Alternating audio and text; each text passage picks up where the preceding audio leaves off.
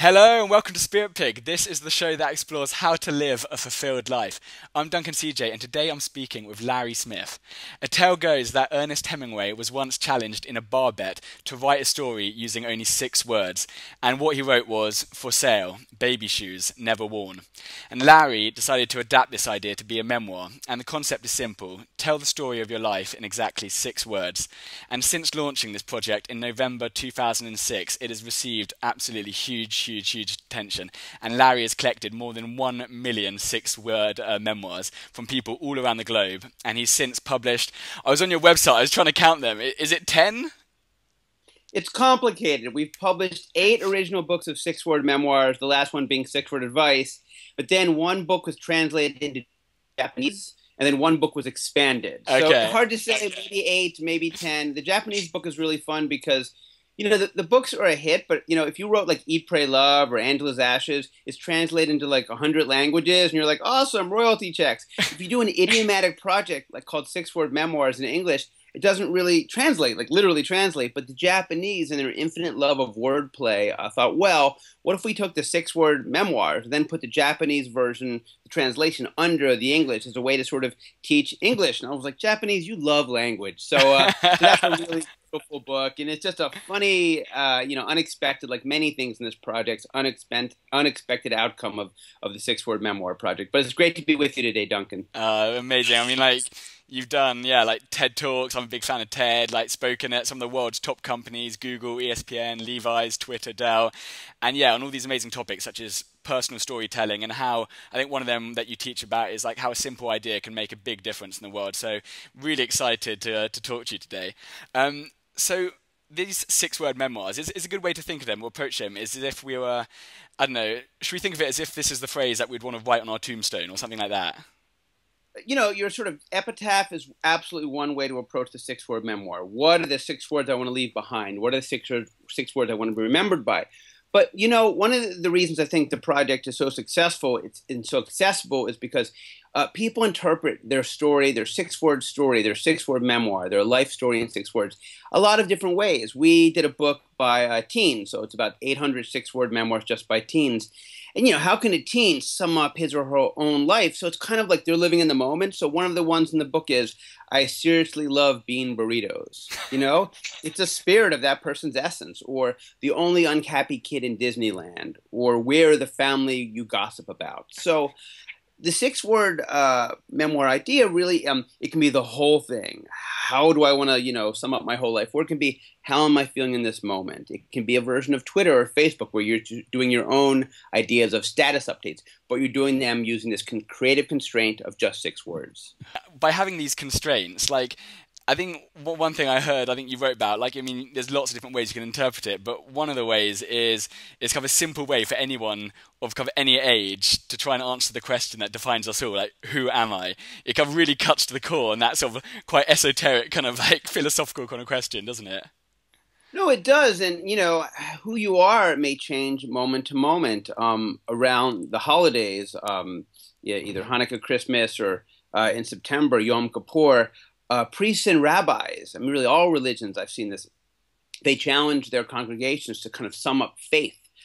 Faith is weird, it's complex, it's hard to figure out, well, okay, if you would describe your Jewish life in just 6 words, what would you say? And so one guy named Dave Sorelli wrote on the site, and I've since shared it in talks, half Jewish, half Italian, totally stuffed, right? He's hitting so many notes.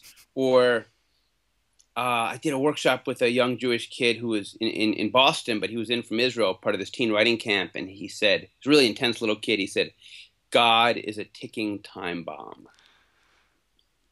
Whoa, and then, in other religions, I'm a Muslim, not a terrorist, Someone shared that on the site, which is 6wordmemoirs.com a few years ago, and wow, has it never been more relevant? I am a Muslim, not a terrorist. So it's, it's this identity question, and your identity, whether about your faith or your family, your identity with love, married by Elvis, divorced by Friday, sort of a perfect, funny, but sad 6-word memoir with, you see the narrative arc, right? A good 6-word memoir takes you somewhere.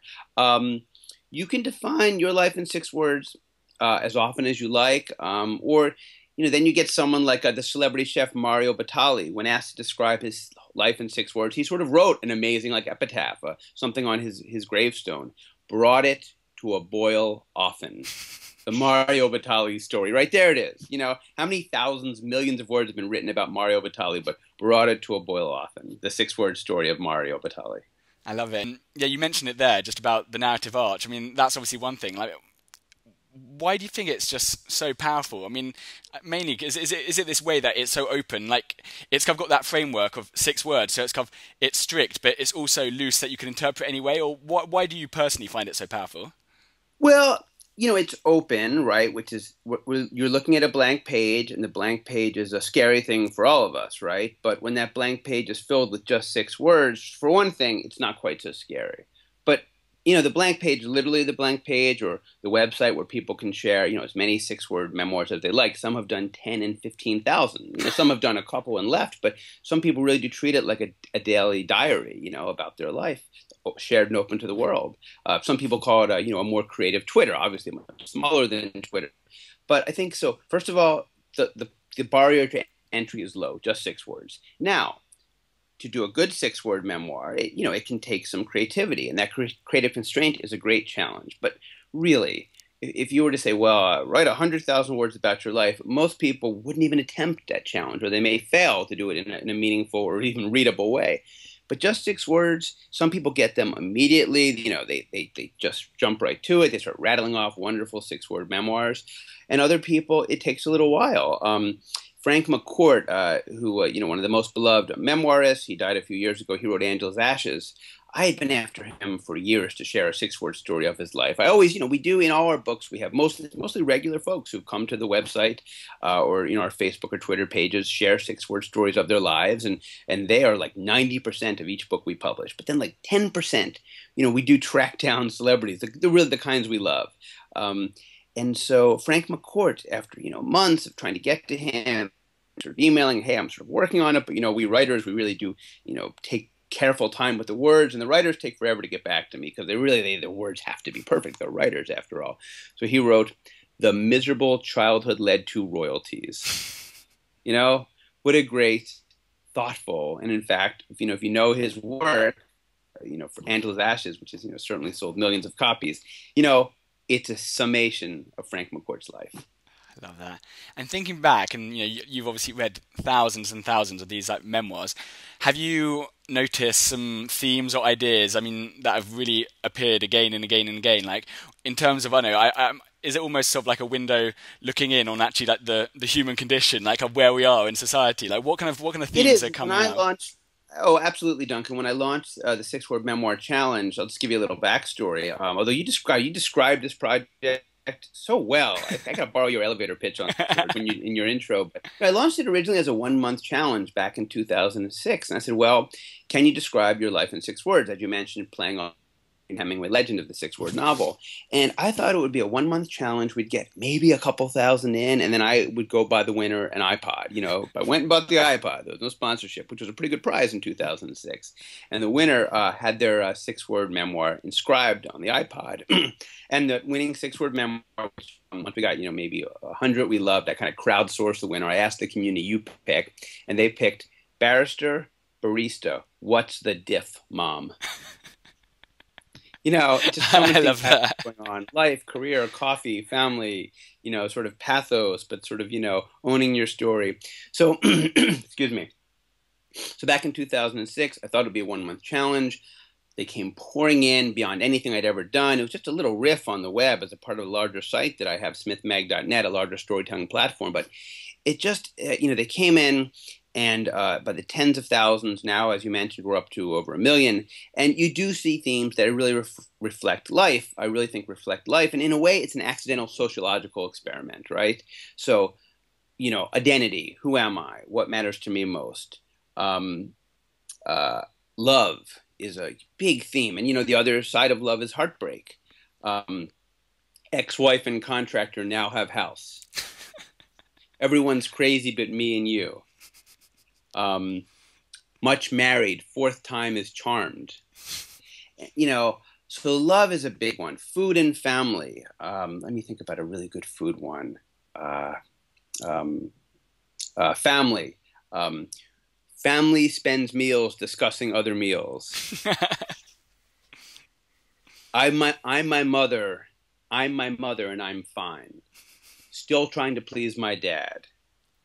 I once gave a talk, and I was sharing some of the teen memoirs with a group of adults, and I was just saying, teens are part of our project. And one woman, I always end my talks, whether it's to a third grade classroom or a corporate setting with 500 people in a big ballroom, with what I call a 6-word slam, kind of like a poetry slam vibe. Anyone in the room is invited to stand up and share their 6-word memoir, or if we're in a corporate setting, the prompt might be, "Why do you do what you do in 6 words?" So I was sharing some examples and talking about the work the teens do on the site and some of their amazing memoirs. And I shared a teen one, and one of the teens said, "Living my dream, please send money." And a woman got up and said, I have a response to those teens out there. Ask my teenager, she knows everything. And and the other parents in the room who have teens, they were like, "Oh my God, I feel you." You hit the mental like button, and that's what it is. You share a story, you share it in a public space, whether it's a ballroom or a website or Facebook or Twitter. You're doing two things: you're releasing something, you're sharing part of yourself. That sort of accidental therapeutic part of the project. And then what's happening? People are catching that story. Mom's Alzheimer's, she forgets, I remember. Bipolar, no two ways about it, right?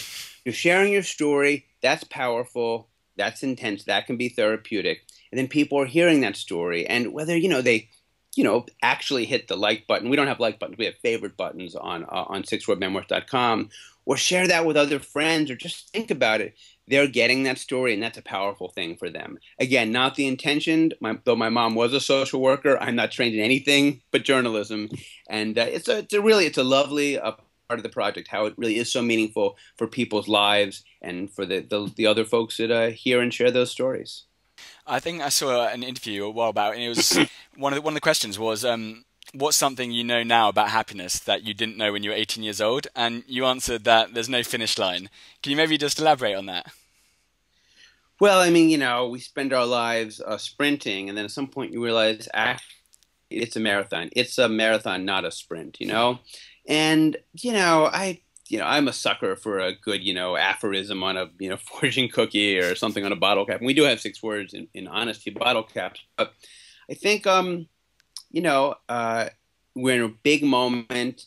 I'm sure your audience very much relates to this moment of mindfulness. And with mindfulness comes focus. And the 6-word limitation is a great way to both focus yourself, what are your goals in life? What's your 6 words for your career in the next 6 months? Maybe you're running a team in a company.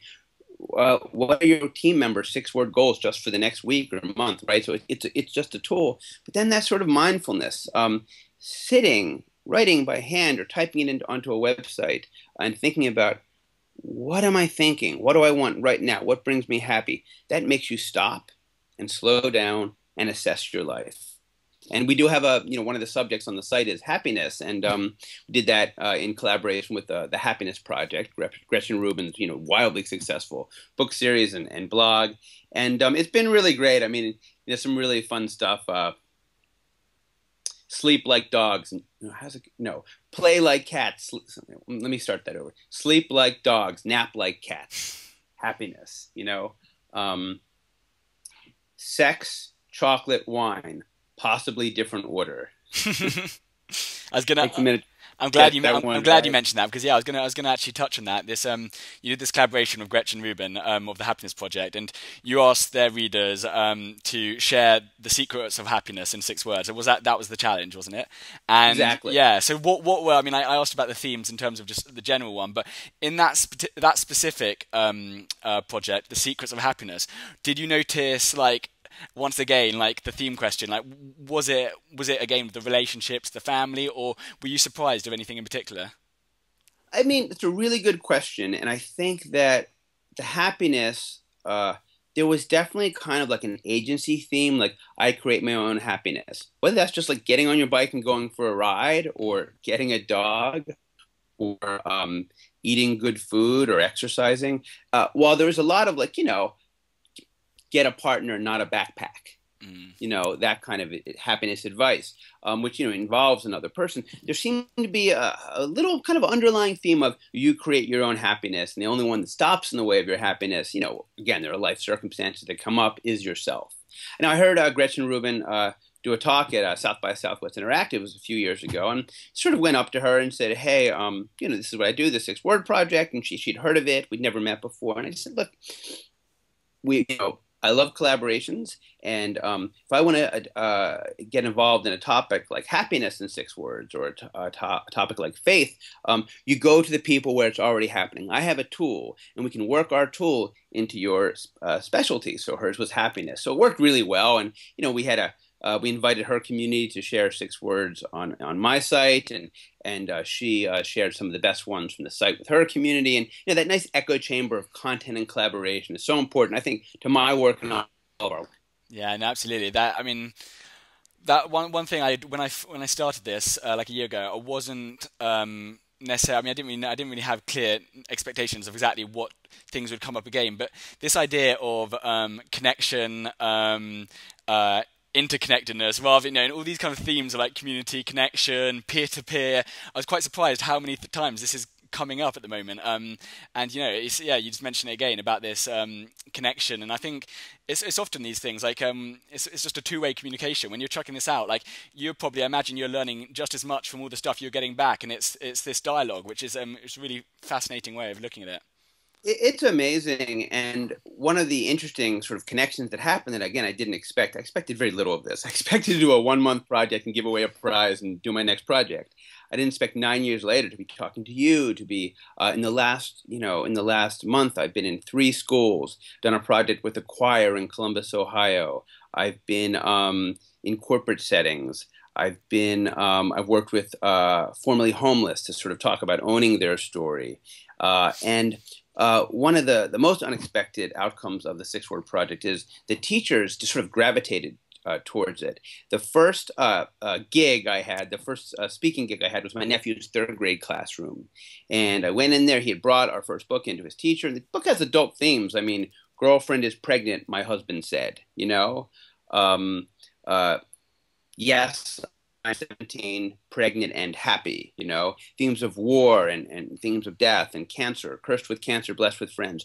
But the teachers, there's also a lot of unintense things in each book, but the teacher saw this form of 6 words in the book could be used as a learning tool. So I go in there to this 3rd grade classroom, like 25 kids just staring at me, so polite, so wonderful. They don't do that when you go talk to the seniors in high school, the upper level schools.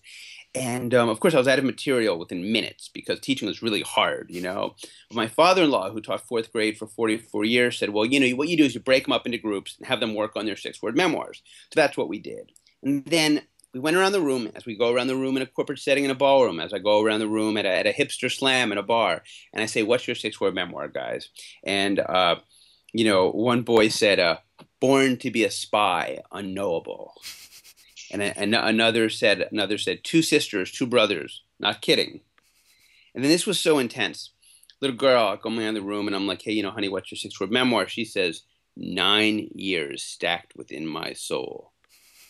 So it's just like, wow, intense, And from there, as books came out and, the whole project got so much more attention, I heard from high schools, grad schools. I heard from classrooms specializing with kids with dyslexia. And they all saw this tool as a way to help them,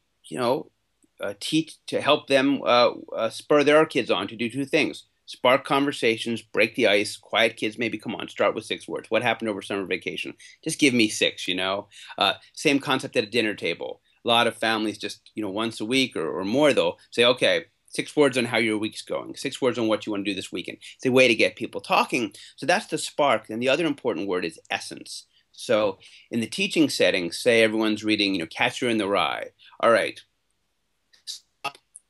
Each character and Catcher in the Rye in 6 words. It's like reading comprehension. It's the essence. That same idea of sum up why you do what you do. What is your life in 6 words? How would you describe your love in 6 words, your happiness? That's essence. So spark, get the conversation going, essence, sum it up, reel it in. And in the collaborations in schools with companies, faith basis. I'm a choir now. We're doing a collab. They're singing in 6 words. Amazing for me. Makes the project so much more richer than if I'm just doing it alone and pressing buttons on a website, you know? Yeah, it completely cuts through the noise because there's no room for any waste or any excess. So you got to be like you said, it's that clarity, it's that focus, and it just gets you right. What is the heart of this issue? The constraint fuels creativity. It doesn't get in the way, and that's the unexpected magic of 6 words. Yeah. What does a fulfilled life mean to you? Fulfilled life. Wow. You know, I'm trying to get this in 6 words, but for me, I found out in my 9 years with this project and my 25 plus years in sort of the journalism and kind of, writing business.